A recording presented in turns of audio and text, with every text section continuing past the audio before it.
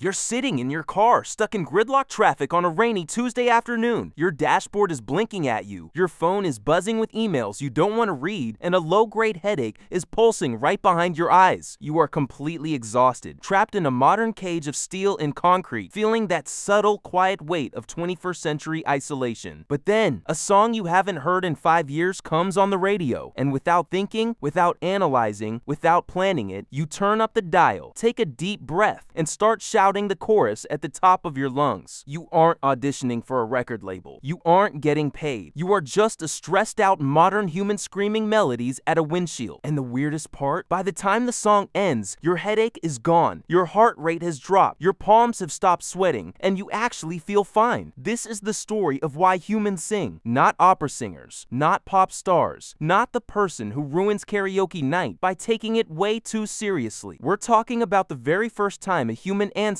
opened their mouth and instead of grunting, shouting, or barking a warning, made a sustained musical pitch. And why that bizarre, noisy, highly inefficient behavior might be the exact reason our species survived while our evolutionary cousins died out. Because, here's the thing, the history books never tell you. Singing didn't start with sheet music, or choirs, or instruments, or even language. The drive to sing is hardwired into our biology on a level so primitive it predates the invention of words entirely. It is a biological phenomenon, an evolutionary survival mechanism, and a neurological cheat code that we have carried with us through the mud and the dark for hundreds of thousands of years. And the evidence for this is written right inside your nervous system, carved into the structure of your skull, and buried in the deepest layers of the archaeological record. To buy or to stand, why you sing along to a radio track on your commute, we have to look at the evolutionary timeline. We have to go back to a time before civilization, before agriculture, before humans even knew how to build a mud brick house. We have to look at the massive, terrifying problem that faced our earliest ancestors on the African savanna. They were physically weak. Let's be completely honest about our species. On an individual level, a prehistoric human was a joke. We didn't have the massive claws of a cave bear, the blinding speed of a cheetah, the thick hide of a rhinoceros, or the raw, crushing muscle of a Neanderthal. If you put a single, isolated Homo sapiens in a field against any major predator of the Pleistocene era, that human was nothing more than a slow-moving, poorly armored, calorie-dense snack. What we had, the only thing that kept us from being wiped off the evolutionary map entirely, was each other. Our superpower was the group. To survive the brutal, unforgiving landscapes of prehistoric Africa and Europe, humans had to live, move, and hunt in tightly coordinated tribes. But living in a group requires cooperation, and cooperation requires trust. And in the brutal world of evolutionary biology, trust is incredibly expensive. If you look at our closest living relatives, chimpanzees, they build trust through a behavior called social grooming. They sit together in groups for hours every single day, physically picking dirt, bugs, and parasites out of each other's fur. This isn't just about hygiene, it releases endorphins in their brains, lowers their heart rates, and signals to the other chimp, "I've got your back, you can trust me." It works beautifully, but it has a harsh mathematical ceiling. A chimp can only physically groom 1 or 2 peers at a time. It requires a massive investment of physical labor and individual attention. Because of this, chimpanzee groups max out at a certain size. Once a group gets too big, there simply aren't enough hours in the day for everyone to groom everyone else. The social fabric frays, trust breaks down, the group splinters, and fighting breaks out. As proto-human groups began to grow larger, expanding from small family units of 15 or 20 individuals into massive mobile tribes of 50, 100, or 150 people, physical grooming became completely impossible. If a prehistoric tribe tried to spend enough time picking bugs off each other to maintain social cohesion, they would starve to death. There wasn't enough time to forage, hunt, travel, and sleep. But without that social bonding, the group would fracture. Suspicion would take over, hoarding would happen, coordination would fall apart, and a fractured tribe was a dead tribe in a world full of predators. And that is when one of our ancestors figured out a brilliant biological hack. You know, they realized you could groom an entire crowd simultaneously without ever laying a finger on them. You could do it with your voice. This isn't a fringe theory or a poetic metaphor. It is a highly respected scientific concept pioneered by evolutionary psychologists and anthropologists like Robin Dunbar, known as the vocal grooming hypothesis. Long before our ancestors developed complex spoken language, which requires a massive amount of abstract brain power, symbolic thought, and structural grammar, early humans sang to each other. They used rhythmic, melodic, nonverbal vocalizations to bridge the distance between bodies. Think about how terrifying the prehistoric world was. Sound traveled through the trees and across the plains as a constant warning system. A sudden snap of a twig meant an ambush. A harsh, guttural grunt meant aggression. A high-pitched shriek meant death. In an environment wired for hypervigilance, silence was terrifying, and sudden noises meant danger. But a sustained, rhythmic, predictable melody? That was a mathematical anomaly in nature. A musical pitch cannot be made by a falling rock, a breaking branch, or a stalking lion. A melody requires intention, control, and calm. When an early human stood at the edge of a clearing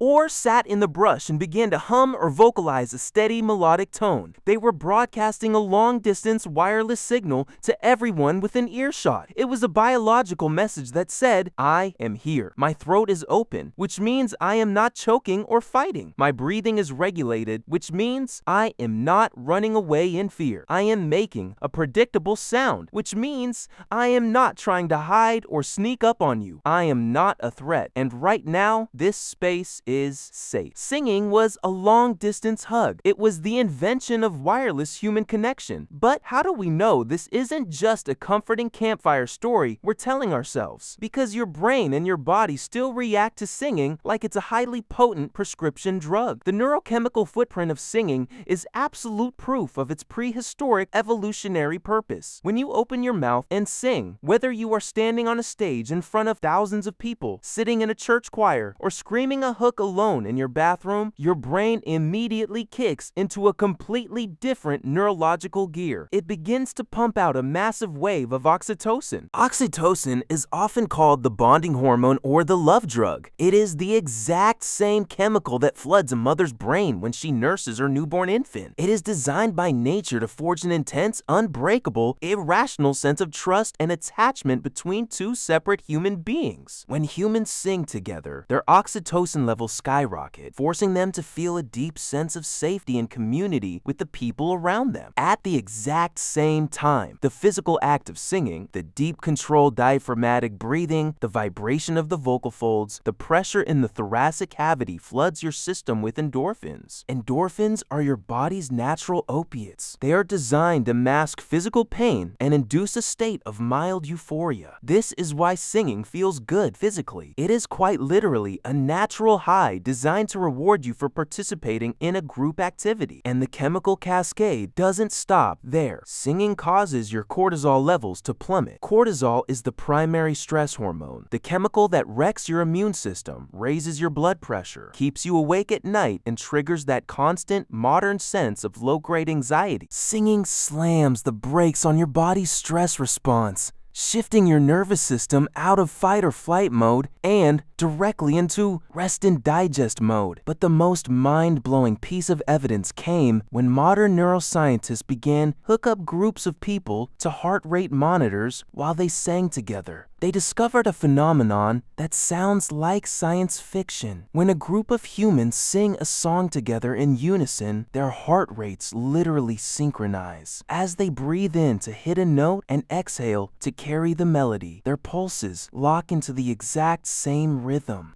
Their cardiovascular systems begin to beat as a single, collective macroorganism. Now, scale that back to a dark, terrifying Ice Age night 40,000 years ago. You are huddled at the back of a freezing cave in Western Europe. Outside, the wind is howling, the temperature is below freezing, and through the darkness, you can hear the low, heavy footsteps of a pack of short-faced bears or hyenas waiting just just beyond the firelight. If the tribe panics, if individuals start running in different directions, if chaos breaks out, everyone dies. Fear is contagious, and fear kills. But then, one of the tribal elders begins to hum a low, deep, resonant melody. The person next to them joins in, then another. Within minutes, the entire tribe is singing a wordless, rhythmic chant. Look at what is happening inside that cave from a biological perspective. The collective singing has chemically hijacked everyone's brains. It is lowering their blood pressure, stopping their hands from shaking, clearing the panic out of their minds, and welding their hearts into a single synchronized beat. They are no longer 30 terrified individuals. They are a unified, focused, fearless unit ready to pick up spears and fight off whatever monster tries to come through the cave mouth. Singing wasn't art. It wasn't entertainment. It was psychological armor. It was social technology. It was military infrastructure. But there's an even deeper, stranger, and more competitive layer to this story that archaeology has recently uncovered, and it reveals that singing might have been the ultimate weapon in a prehistoric war of survival between different human species. Let's talk about the Diyarbakir flute. In 1995, in a dark cave in Slovenia, archaeologists were digging through layers of Ice Age mud when they made a remarkable discovery. They found a fragment of a femur bone belonging to a long extinct cave bear, dating back roughly 50,000 years. This wasn't a bone that had been chewed on by a predator or cracked open for marrow by a hungry hunter. It had been deliberately, meticulously engineered. Someone had carved 4 precisely spaced clean holes into the side of the bone. When modern musicians reconstructed the artifact, they discovered something astonishing. It was a flute, capable of playing distinct musical notes that aligned perfectly with the diatonic scale. But here's the kicker that sent shockwaves through the scientific community. 50,000 years ago, Homo sapiens had not yet arrived in that part of Europe. That cave was occupied entirely by Neanderthals. The oldest musical instrument ever discovered on Earth was not made by our ancestors. It was made by a completely different human species. For over a century, popular culture, textbooks, and early scientists painted Neanderthals as stupid, brutish, primitive cavemen who could barely manage a guttural grunt. They were depicted as evolutionary failures who lacked imagination, creativity, and culture. Yet, here is physical, undeniable proof that they were sitting in caves during the Ice Age, engineering complex musical instruments and playing melodies in the dark. They had music. They had rhythm. So why did we win the evolutionary lottery? Why are there 8 billion Homo sapiens on Earth today while the musical Neanderthals went extinct roughly 40,000 years ago? Anthropologists believe a massive part of the answer lies inside our throats. It comes down to how we used our voices. When scientists reconstruct the vocal tracts of Neanderthals using fossilized skull bases and hyoid bones, they find a fascinating anatomical difference. Neanderthals had a short, rigid vocal tract and a highly elevated larynx positioned high up in their throats. This anatomy means they had immense physical power in their chests, but their voices were likely high-pitched, nasal, incredibly loud, and heavily restricted in the range of sounds they could produce. They could shout, they could make basic pitches, but they couldn't modulate their voices with much nuance. Homo sapiens, on the other hand, underwent a radical, highly dangerous evolutionary mutation. Over hundreds of thousands of years, our larynx dropped down significantly lower into our throats. This created a massive flexible two-tube vocal tract with an incredibly agile tongue and a highly mobile vocal cord structure. This mutation came with a terrifying evolutionary cost. Because our larynx is placed so low, we are one of the only mammals on Earth that can easily choke to death on our own food. From a pure survival standpoint, choking to death while eating is a massive design flaw. Nature would only allow that mutation to survive if the benefit of having a dropped larynx was so massive that it outweighed the risk of choking. And what was that benefit? it. Absolute vocal mastery. We were built for nuanced melody, rapid pitch shifting, and extreme vocal control. We didn't just play music on bones. Our bodies were the instruments. And early humans didn't just use this vocal flexibility to comfort each other around the fire. They used it as a lethal, deceptive weapon in the struggle for survival. Imagine a hunting party of Homo sapiens tracking a herd of giant red deer through a dense forest. If you shout to your fellow hunters, you scare the prey away. If you try to speak, your voice carries a distinctly human signature that wild animals have learned to fear. But a Homo sapiens hunter with a dropped larynx could open their mouth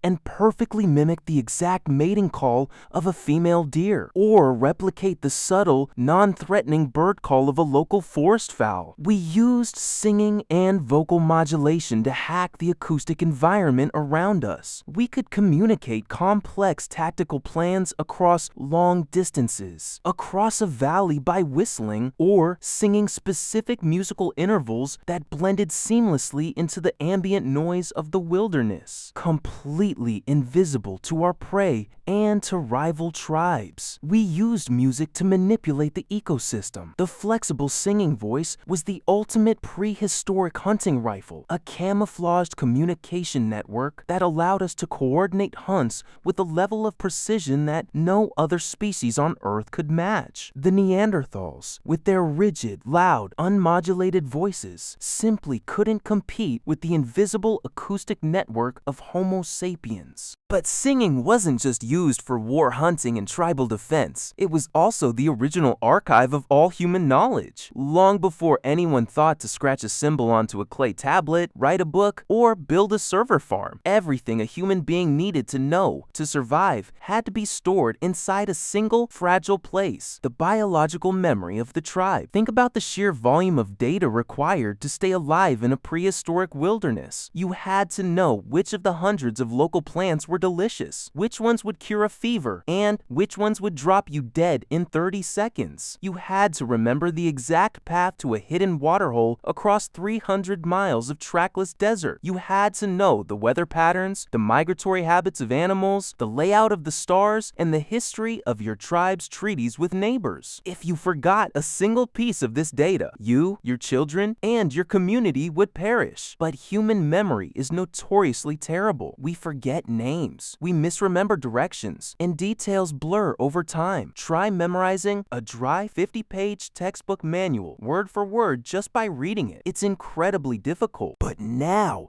think about a song you haven't heard since you were 10 years old. A track comes on the radio after 15 years of total silence, and without a single mistake. Your brain effortlessly recalls every single lyric, every inflection, every rhyme, and every beat. Why? Because the human brain is not a computer hard drive built for text files. It is an organic pattern recognition machine built for rhythm and rhyme. Prehistoric tribes discovered this psychological loophole early on. They didn't pass down survival data through boring speeches or lectures. They turned their maps, their medical textbooks, and their legal codes into epic, rhyming, melodic songs. The elders would sing the history of the world and the map of the landscape to the younger generation night after winter night around the fire. The rhythm anchored the timeline. The melody acted as a mnemonic tracking device. The rhymes ensured that words couldn't be easily altered or dropped over generations. The Australian Aboriginal concept of songlines or dreaming tracks is a living ancient example of this exact technology. An indigenous hunter could walk across thousands of miles of unfamiliar, scorching desert where a single wrong turn meant death by dehydration, simply by singing a traditional song handed down for 10,000 years. The song described the landscape features. An outcrop of red rock meant a verse about an ancient spirit.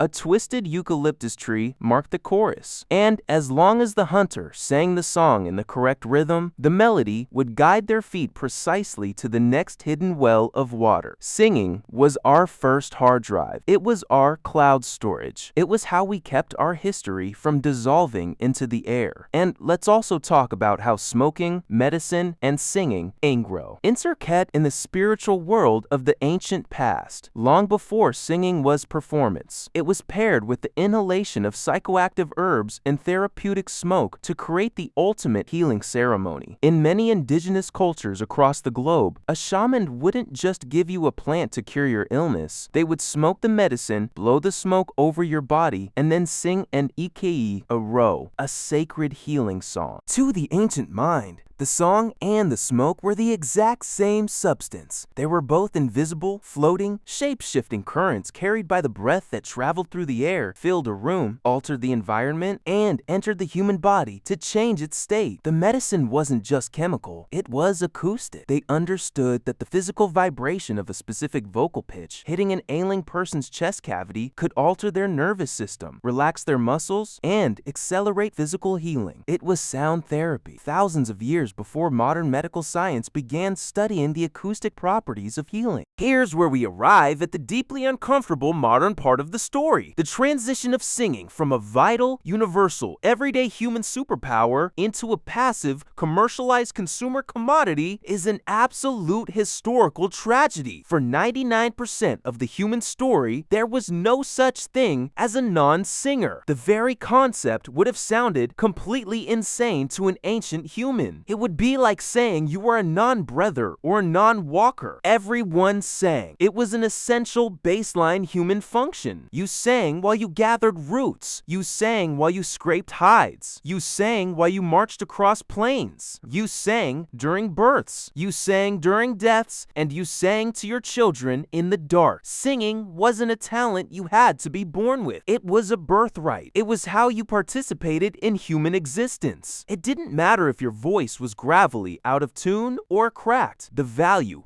wasn't in the aesthetic perfection of the sound. The value was in the raw, biological act of vocalization and the neurochemical release that came with it. But with the arrival of the Industrial Revolution, the rise of mass urbanization, and the invention of recording technology in the late 19th and 20th centuries, Western industrial society completely broke this ancient human tradition. We turned singing into a product. We built a hypercritical, commercialized culture that institutionalized performance and alienated the average person from their own vocal cords. We created a world where music is stripped away from daily life and confined to professional studios, concert stages, and streaming applications. We created television shows where people are mocked, judged, and rated on national television for their singing abilities. We built a culture that subtly but aggressively told the average child and adult, if your voice doesn't sound like a pitch-corrected, auto-tuned, heavily compressed studio album, you shouldn't open your mouth. You are bad at it. Leave it to the professionals. Sit down. Shut up. Put on your headphones and pay us a monthly subscription fee to listen to someone else do it for you. Within just a few generations, we went from a species that used communal vocalization to heal trauma, bond tribes, navigate continents, and survive apex predators, to a society of isolated, self-conscious individuals who are utterly terrified to sing in front of another human being because they're afraid of looking foolish or hitting a wrong note. We privatized our breath. We commodified our joy. We took a universal ancestral medicine and locked it behind a paywall of social anxiety. Think about the profound contrast between those two worlds. A multi-platinum pop star performing under blinding stadium lights to 80,000 screaming fans who are standing in the dark paying to watch, and a group of Ice Age hunters humming together in a freezing cave to keep their hearts beating in time against the terror of the dark. They are using the exact same anatomy. They are moving the same muscles, vibrating the same tissue, and utilizing the same dropped larynx, but they have almost nothing else in common. The gap between an ancient human using melody as a vital biological survival mechanism to bind their community together and save their lives, and a modern music streaming platform algorithmically serving a track to an isolated user to keep them scrolling on an app and maximize digital ad revenue is one of the largest moral and cultural chasms in human history. Both involve music. Almost nothing else is the same. One is infrastructure for human connection. The other is software for financial extraction. So, when did ancient humans start singing? The honest scientific answer is we don't know exactly. And because sound waves leave no physical fossils in the dirt, we probably never will. The physical evidence of instruments takes us back 50,000 years with absolute certainty. But the biological and anatomical evidence suggests that the song has been with us for far longer, possibly hundreds of thousands of years, originating long before our species ever walked out of Africa. The behavioral drive that underlies singing, the need to quiet an anxious mind, the desperate search for connection with the lonely people around us,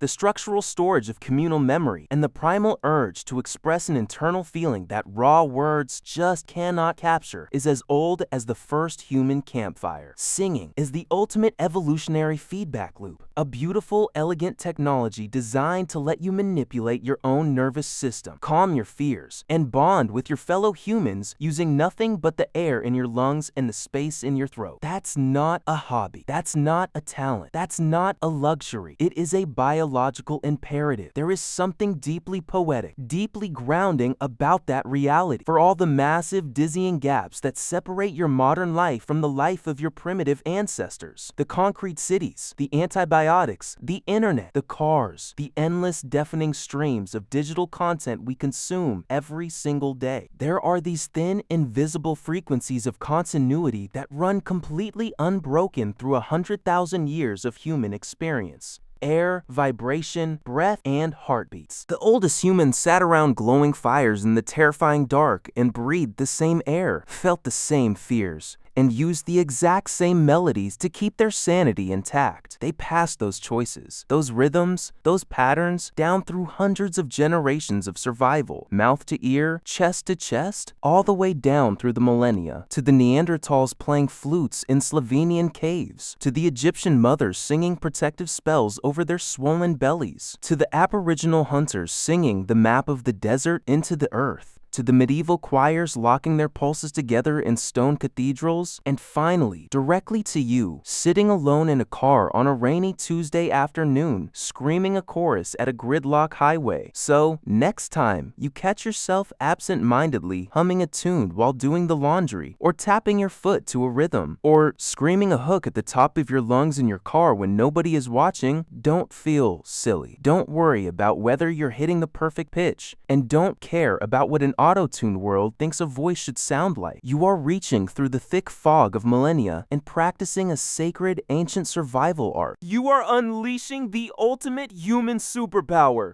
You're doing what humans have always done to stay connected, stay brave, and stay sane. You're singing. Subscribe for more stories about the humans who came before us. And comment below.